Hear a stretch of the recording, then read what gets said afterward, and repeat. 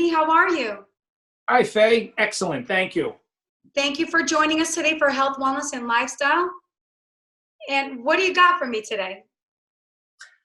Well, I have many different wines. We're waiting for that little drop more of the 10-degree rise, and we're all going to go crazy with rosé. So I'm a big rosé fan. So I brought this to show you.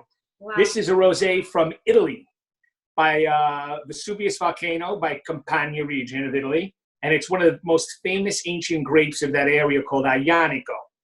Aglianico was planted by the Greeks. It was cultivated for thousands of years with the Romans, and it's a red grape. And one of the things I like to tell everybody about rosé, because people say, "Well, I don't drink rosé," or "I don't drink," rosé is red wine in essence, the true rosé, not fake rosé, which is like a white Zinfandel, but real rosé, which they drink in Europe all the time. It's just cold red wine. It sits with the skins for maybe a couple of hours to get this color, a light color. But this is a red wine grape you're drinking, and it doesn't usually get oak. It usually keeps the style is usually in stainless steel, so it becomes a little crisp and fruity. This is the ultimate wine for the summer, in my opinion, especially if you're a red wine drinker and you think like that's all you drink is red wine. You'll love rosé. So Anthony, because the great thing is about having you today is, especially for someone like me, my favorite topic, we're talking about wines, but it's a whole language that it's fascinating to learn.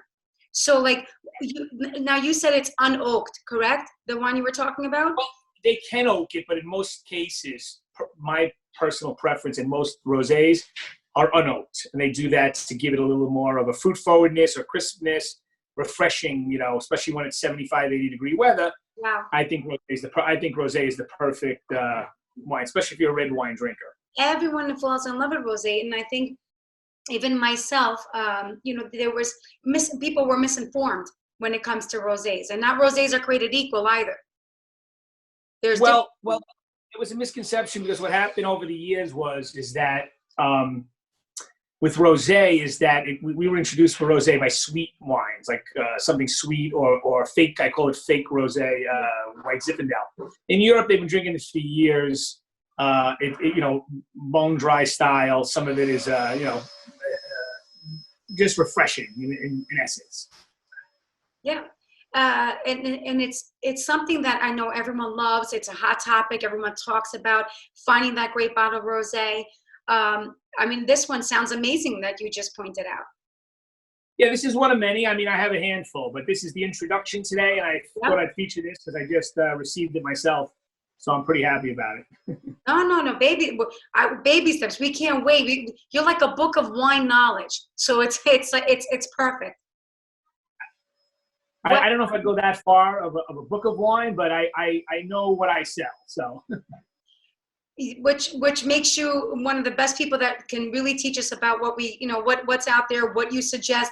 Many times you don't know how to choose a wine, Right. Well, the first thing that I say is there's different types of wine drinkers. There's the person that will only drink one style of wine and that's it for the rest of their lives.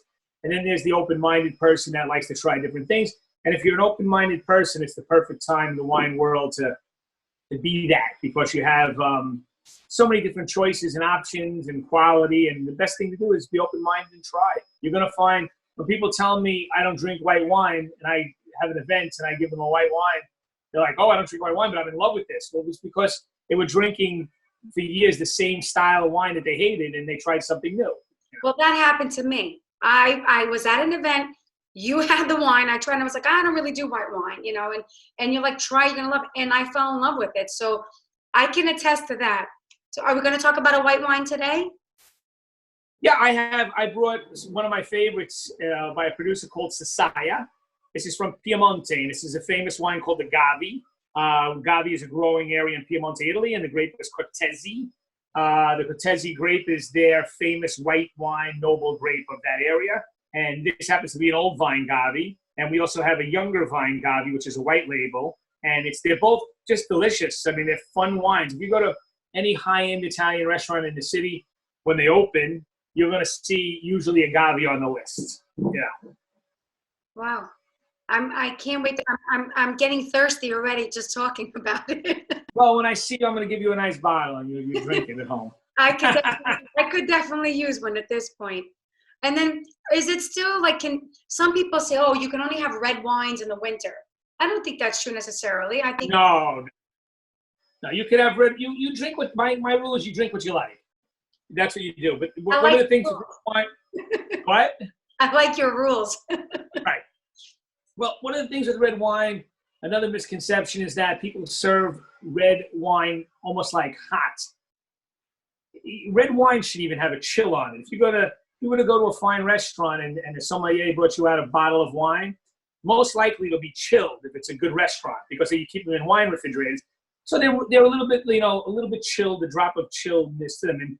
And when the summer comes, you can get lighter red wines and put them a nice chill on them too, if you like. You drink it the way you like it. But of course you can drink red wines in the summer if you like. It's fine.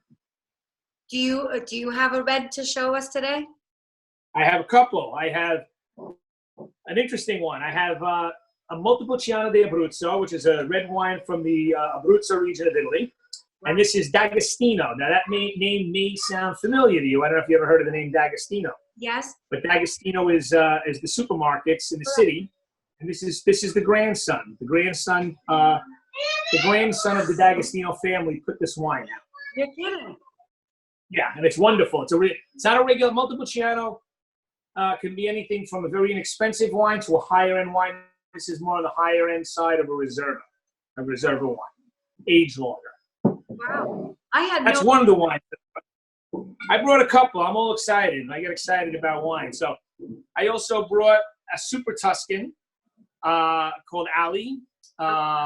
This is a wonderful Super Tuscan blend. Not super expensive, but amazing value. And this is something you could put a chill on for the summer, and this would be awesome to have. One of my favorites from Portugal, the Dusty. This is from the Douro region of Portugal, and this is a blend also of the indigenous Portuguese grapes. So you can pick and choose all different styles. I mean, like I said, when summer comes and you're going to grill, of course you can put red wines. It goes natural. You drink what you like. Now, the reds that you just showed us, are they different types of reds? They're from all different countries. The ones I showed you, two are from the same country, but different regions from Italy. And the Dusty is from Portugal. So the different countries, different grapes. That's what makes wine so exciting, is that, especially red wine, wines taste different. You could have a Cabernet Sauvignon from California, and you could have a Cabernet Sauvignon from Argentina, and they can taste totally different.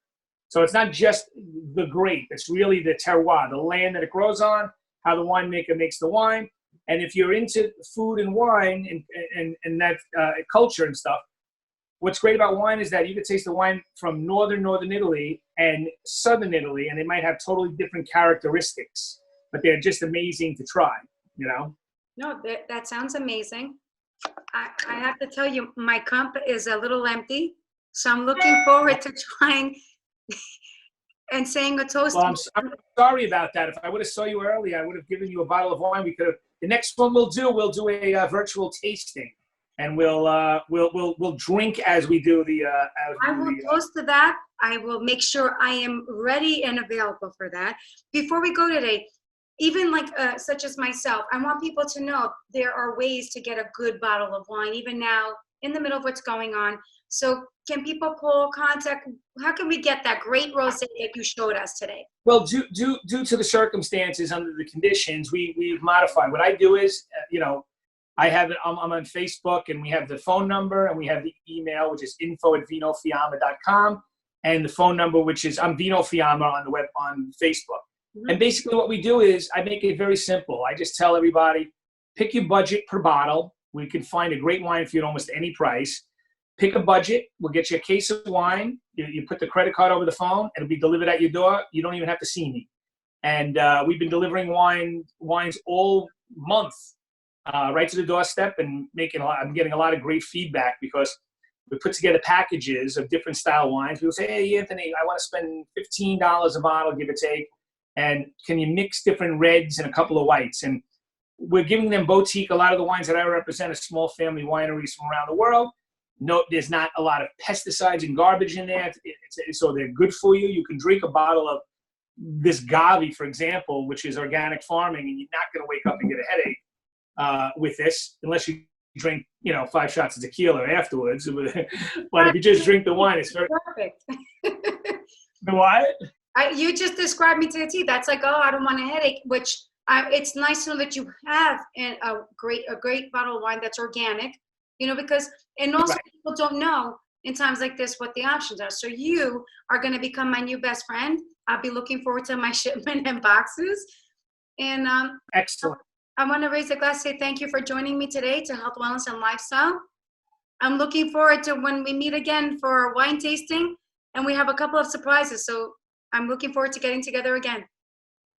Excellent, Faye. Thank you so much, and we'll talk soon. And the next time you'll have something to drink when we have a talk instead of that empty glass. Thank you. Take care. Bye-bye.